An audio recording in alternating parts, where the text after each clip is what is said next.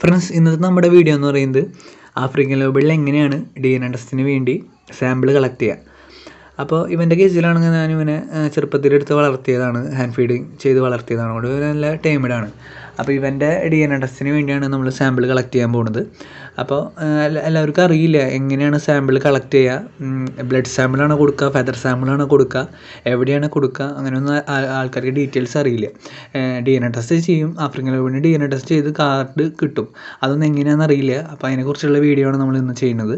അപ്പോൾ ആഫ്രിക്കൻ ലോബിളിൻ്റെ കേസിൽ എന്തിനാണ് DNA ടെസ്റ്റ് ചെയ്യുന്നത്, അതിനെക്കുറിച്ചുള്ള വീഡിയോ നമ്മൾ ചെയ്തിട്ടുണ്ട്. അതിൻ്റെ ലിങ്ക് ഞാൻ ഡിസ്ക്രിപ്ഷനിൽ കൊടുക്കാം. കാരണം ആഫ്രിക്കൻ ലോബിളിൽ മെയിൽ ആൻഡ് ഫീമെയിൽ ഐഡൻറ്റിഫൈ ചെയ്യാൻ നമുക്ക് പറ്റില്ല. മറ്റേ സാധാ ലവ് ബേർഡ്സിൻ്റെ കേസിലാണെങ്കിൽ നമ്മുടെ നോർമൽ ബഡ്ജീസ് ആണെങ്കിൽ അവരെ മെയിലിൻ്റെ നീല കളർ ഉണ്ടാവും. അതുപോലെ ഇവരെ അങ്ങനെ പെട്ടെന്ന് ഐഡൻറ്റിഫൈ ചെയ്യാൻ പറ്റാത്ത കാരണമാണ് DNA ടെസ്റ്റിന് വേണ്ടി നമ്മൾ അയക്കുന്നത്. അപ്പോൾ ഇവരെന്ന് പറയുന്നത് ദൈവം നന്നായി തുളച്ചുക തിന്നും. അപ്പോൾ ഇവനെ ഞാൻ ടേം ചെയ്തെന്ന് പറയുന്നത് ചെറുപ്പത്തിൽ എടുത്ത് വളർത്തി ഹാൻഡ് ഫീഡ് ചെയ്തിട്ടാണ് ഇവനെ ഇണക്കി വളർത്തിയത്. ഇവന് തുളസി ഭയങ്കര ഇഷ്ടമാണ്. അപ്പോൾ ഇതെന്ന് പറയുന്നത് ആഫ്രിക്കൻ ലോബിളിൽ തന്നെ ലുട്ടിനോ പീച്ച് ഫേസിൽ അതിനെ പറ്റി വേറൊരു വെറൈറ്റിയാണ്. അപ്പോൾ ഇവൻ്റെ DNA ടെസ്റ്റിന് വേണ്ടി ഇതുപോലെ ഒരു കാർഡ്, അതിപ്പോൾ ആ ലുട്ടിനോടെയാണ് കാർഡ് അടിച്ച് ഞാൻ മേടിച്ചതാണ്. അപ്പോൾ ഇതെന്ന് പറയുന്നത് ഇപ്പോൾ ഇപ്പം ലുട്ടിനോ എന്ന് പറയുന്നത് മെയിലാണെങ്കിൽ ഇതുപോലെ നമുക്ക് കാർഡ് അടിച്ച് കിട്ടും. ഇപ്പോൾ ടെസ്റ്റിന് അയച്ചാൽ ഇതുപോലെ മെയിലാണെങ്കിൽ മെയിൽ, ഇപ്പോൾ റിംഗ് ID ഉണ്ട് അതിൽ, പിന്നെ ഏതാണ് സ്പീഷീസ്, ഫാം നെയിം, അതൊക്കെ നമ്മുടെ പേരിൽ തന്നെ നമുക്ക് അടിച്ച് കിട്ടും കാർഡ്. അപ്പോൾ ഇവൻ്റെ DNA ടെസ്റ്റ് എടുത്ത പോലെ തന്നെ നമുക്കിപ്പോൾ ഞാൻ ഇണക്കി വളർത്തി കിളിയുടെ DNA ടെസ്റ്റ് എടുക്കാം. അപ്പോൾ ഇവനെ നമ്മൾ പിടിച്ചിട്ട് ഇപ്പോൾ റിങ് നമ്പറൊക്കെ കാണിച്ചു തരാം. അത് നമ്മുടെ ഇഷ്ടത്തിന് വേണ്ടി നമുക്ക് ഡിസൈൻ ചെയ്തിട്ട് വേണമെങ്കിൽ റിങ് അടിക്കുക. നമ്മുടെ പേരിട്ടിട്ട് നമ്മുടെ ഏതാണ് ഇയർ കുട്ടി ഇറങ്ങിയത് അങ്ങനെ വേണമെങ്കിൽ നമ്മുടെ ഡിസൈൻ ചെയ്തിട്ട് പറഞ്ഞാൽ അങ്ങനെ അടിച്ചിട്ടും റിങ്.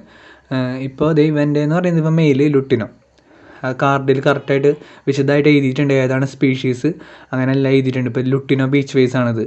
അപ്പോൾ അതേ അവൻ്റെ തുളസി തോന്നിരിക്കുക, അവനിതൊന്നും മൈൻഡ് ചെയ്യണില്ല. അവൻ്റെ DNA ടെസ്റ്റ് ചെയ്യാനാണ് നമ്മൾ പോകുന്നത്. ഇപ്പോൾ അത് റിങ് ഉണ്ട്, റിങ്ങിലിപ്പോൾ കറക്റ്റായിട്ട് അത് ക്ലിയർ ആയിട്ട് കാണില്ല.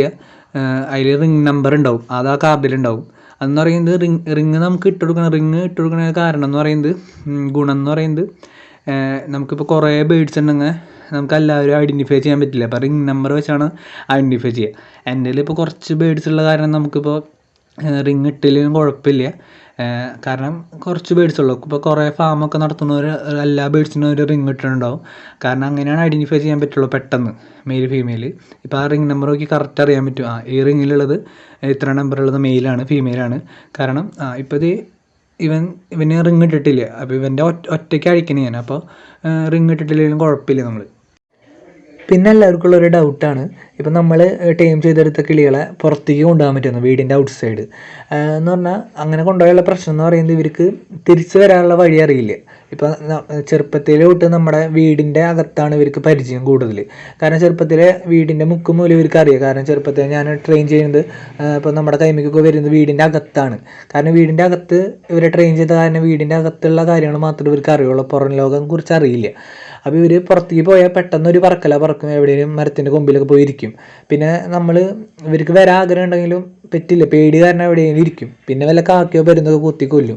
അതിനേക്കാളും ഭേദം വീടിൻ്റെ അകത്ത് തന്നെ ഇവരെ ട്രെയിൻ ചെയ്യുന്നതാണ് നല്ലത്.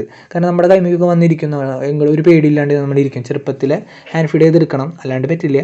അപ്പോൾ ഇവൻ്റെ DNA ടെസ്റ്റ് ചെയ്യാനാണ് നമ്മൾ പോകുന്നത്. അപ്പോൾ സാമ്പിൾ കളക്ട് ചെയ്യുന്ന പറഞ്ഞാൽ നമുക്ക് ബ്ലഡ് സാമ്പിൾ കൊടുക്കാം, ഫെദർ സാമ്പിൾ കൊടുക്കാം. ഇവൻ നമ്മളിപ്പോൾ ടൈം ചെയ്തെടുത്ത കാരണം ഇവനധികം നമ്മുടെ കുഴപ്പമില്ലാണ്ട് നമ്മുടെ കയ്യിലിരുന്നോളും. അധികം വേറെ ബേഡ്സൊക്കെ ആണെങ്കിൽ ചിലപ്പോൾ കടിക്കും. അപ്പോൾ ഇവന് കുഴപ്പമില്ലാണ്ട് ഇരുന്നോളും. അപ്പോൾ ഫെദർ സാമ്പിൾ എടുക്കുമ്പോൾ എല്ലാവർക്കും ഒരു ഡൗട്ടാണ്, ഇവർക്ക് വേദന എടുക്കുമെന്ന്. ചെറിയൊരു വേദന മാത്രമേ എടുക്കുള്ളൂ. പെട്ടെന്ന് പറയാൻ നമ്മളൊരു ചെസ്റ്റിൻ്റെ ഭാഗത്തു നിന്നാണ് നമ്മൾക്ക് ഫെദർ സാമ്പിൾ കളക്ട് ചെയ്യുക. അപ്പോൾ ഇങ്ങനെ ഇത് പിടിച്ചിട്ട് ഒറ്റ വലി, അപ്പോൾ അതിൽ തന്നെ നമുക്ക് ഫെദർ സാമ്പിൾ കിട്ടി. കാരണം അവൻ പോലെ അറിഞ്ഞില്ലേ, ഇപ്പോൾ നമ്മുടെ കൈമിക്ക് തന്നെ വീണ്ടും അല്ലെങ്കിൽ പേടി കിട്ടിയാൽ പിന്നെ നമ്മുടെ കൈമിക്ക് വരില്ലേ, എവിടെയെങ്കിലും മൂലയ്ക്ക് പോയിരിക്കും പേടിച്ചിട്ട്. പക്ഷെ ഇപ്പോൾ അത്ര വേദന ഇല്ലാത്ത കാരണമാണ് അധികം കുഴപ്പമില്ലാതെ. അതുകൊണ്ട് ഫെദർ സാമ്പിൾ എടുക്കുകയാണ് നല്ലത്. ബ്ലഡ് സാമ്പിൾ എടുക്കുകയാണ് കൂടുതൽ വേദന എടുക്കുക. അപ്പോൾ സാമ്പിൾ എടുത്തിട്ട് നമ്മൾ ഇതുപോലത്തെ സിപ്ലോക്ക് കവറിൽ അയച്ചു കൊടുക്കുക സാധാരണ. അപ്പോൾ അതിൽ ഇപ്പോൾ ഇവന് റിങ് ഇട്ടിട്ടില്ല, സാധാരണ റിങ് ഇടുന്നതാണ് നല്ലത് ഐഡൻറ്റിഫൈ ചെയ്യാൻ. അപ്പോൾ റിങ് ID നമ്പർ എഴുതി കൊടുക്കുക, ഏത് ലബോറട്ടറിയിലാണ് അയക്കേണ്ടതെന്ന് വെച്ചാൽ. ഇപ്പോൾ എത്രയാണ് DNA ടെസ്റ്റ് ചെയ്യണമെന്ന് കുറേ പേര് ചോദിച്ചിട്ടുണ്ട്. അതിപ്പോൾ ഓരോ ലബോറട്ടറിയുടെ അനുസരിച്ചിരിക്കും ലാബിൻ്റെ. എന്ന് പറയുന്നത് ഇപ്പോൾ 160 തൊട്ട് 300 വരെ പോകുന്നുണ്ട്. തമിഴ്നാടൊക്കെ ആണെങ്കിൽ തമിഴ്നാട്ടിലൊരു ലബോറട്ടറി ഉണ്ട്, അവിടെ 160ഒക്കെയാണ്. പക്ഷേ ബാംഗ്ലൂരാണെങ്കിൽ 300 വരെ പോകുന്നുണ്ട്. അതിപ്പോൾ നമുക്കിപ്പോൾ ബേഡ് ഇതുപോലെ നമുക്ക് DNA കാർഡ് അടിച്ച് കിട്ടും. അതിപ്പോൾ അസോസിയേഷനിലുള്ളവർക്കാണെങ്കിൽ ഡിസ്കൗണ്ട് ഉണ്ടാവും. അങ്ങനെ അസോസിയേഷനിൽ ചേരണമെങ്കിൽ 1 വർഷത്തേക്ക് എത്രയാണ്ട് കെട്ടണം എന്നൊക്കെ ഉണ്ട്. അപ്പോൾ കുറേ ബേഡ്സ് ഉള്ളവരൊക്കെ ഫാം നടത്തുന്നവരൊക്കെ അസോസിയേഷനിൽ ഉണ്ടാവും. അവർക്കാണെങ്കിൽ ഇപ്പോൾ അവർക്ക് കുറേ ബേഡ്സ് ഉണ്ടാവും, അതുകൊണ്ട് അവർ ഒറ്റയടിക്ക് തന്നെ ഒരു 10-50 എണ്ണമൊക്കെ DNA ടെസ്റ്റിന് വേണ്ടി അയക്കും. അപ്പോൾ അവർക്ക് ഡിസ്കൗണ്ട് കിട്ടും. നമ്മളിപ്പോൾ ഒരെണ്ണത്തിനൊക്കെ അയക്കുന്നതുകൊണ്ട് നമ്മൾ അതിൻ്റെ ആവശ്യമില്ല. നമുക്ക് കുറേ ബേഡ്സ് ഉള്ളവരാണെങ്കിൽ അസോസിയേഷൻ ഉണ്ടാവും, അവർക്ക് ഡിസ്കൗണ്ടും കിട്ടും. പിന്നെ എല്ലാവർക്കും ഉള്ളൊരു ഡൗട്ടാണ്, നമ്മളിപ്പോൾ ബേഡിനെ ഒറ്റയ്ക്ക് എടുത്ത് വളർത്തിയ സ്ട്രെസ്സ് വരുമെന്ന്. സ്ട്രെസ്സ് വരാൻ ചാൻസ് ഉണ്ട് നമ്മൾ അവരുടെ അടുത്ത് ടൈം സ്പെൻഡ് ചെയ്തില്ലെങ്കിൽ. എന്നും കുറച്ച് നേരം അവരുടെ അടുത്ത് ടൈം സ്പെൻഡ് ചെയ്താൽ മതി, സ്ട്രെസ്സൊന്നും വരില്ല. ഇപ്പോൾ കൊക്കറ്റൊക്കെ ആണെങ്കിൽ അവരെ തൂവൽ പറിച്ച് കളയും, കൊത്തി കളയും സ്ട്രെസ്സ് വന്നിട്ട്. അപ്പോൾ നമ്മളെന്നും ഇപ്പോൾ നമ്മൾ എടുത്ത് വളർത്തുന്ന കിളിയല്ല, അവർ നമ്മളുടെ അടുത്ത് ടൈം സ്പെൻഡ് ചെയ്യാൻ ആഗ്രഹിക്കുന്നുണ്ട്. അതുകൊണ്ട് എന്നും അവരുടെ അടുത്ത് ഇപ്പോൾ തീറ്റ കൊടുക്കുകയാണെങ്കിൽ ഇപ്പോൾ എന്തെങ്കിലും പേരൊക്കെ വിളിച്ച് അവരെ വിളിച്ച് ഫ്രണ്ട്ലിയായിട്ട് എന്നും പെരുമാറിയാൽ മതി അവരുടെ അടുത്ത്. അപ്പോൾ അവർക്ക് സ്ട്രെസ്സൊന്നും വരില്ല, അല്ലെങ്കിൽ സ്ട്രെസ്സ് വരാൻ ചാൻസ് ഉണ്ട്. അപ്പോൾ ഇന്നത്തെ വീഡിയോ ഇത്രേ ഉള്ളൂ. അപ്പോൾ DNA ടെസ്റ്റ് ചെയ്യുന്ന കാര്യം എല്ലാവർക്കും മനസ്സിലായെന്ന് വിചാരിക്കുന്നു. അപ്പോൾ എല്ലാവരും വീഡിയോ ഇഷ്ടപ്പെട്ടാൽ ലൈക്ക് ചെയ്യുക, സബ്സ്ക്രൈബ് ചെയ്യുക, ഷെയർ ചെയ്യുക.